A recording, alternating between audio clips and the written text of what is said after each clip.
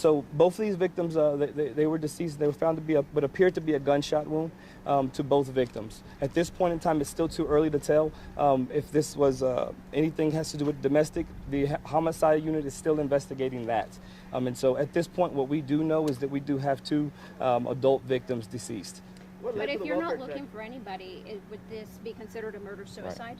And so at this point in time, that's still being investigated. We do know that we do feel strongly that this is an isolated incident, ma'am, and we can't make that determination at this point. The ME still has to do their investigation, and we're going to be getting answers from them once they have determined an actual cause of death.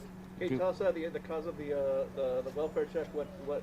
So it appears that a caller stated that they hadn't seen either seen or heard from either couple in about 2 to 3 days. So that prompted them to call and ask us to check them out. Is it a family member? We at this point we don't know the caller. We don't know the relationship of the victims. That's still all being investigated. We haven't been able to get a positive ID, and that comes later when the ME makes that determination for us. So does it appear that these two have been dead for a couple of days, or? The caller stated they hadn't heard from him within a few days. Whether like I said, that information is going to be clarified by the ME's office.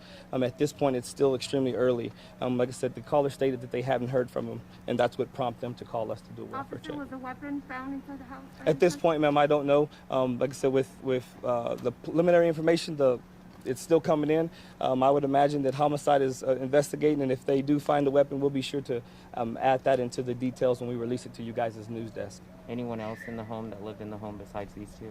At this point, like I said, it's still early. I can tell you that we don't have any priors up into with the short amount of time that we've had to research. We haven't had any priors to this location in regards to anybody else at this house. So the only thing for sure is both persons have gunshot wounds.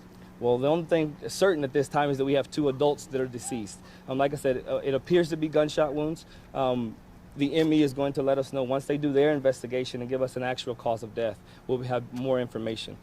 Like I said, understand this also is still preliminary and it's subject to change.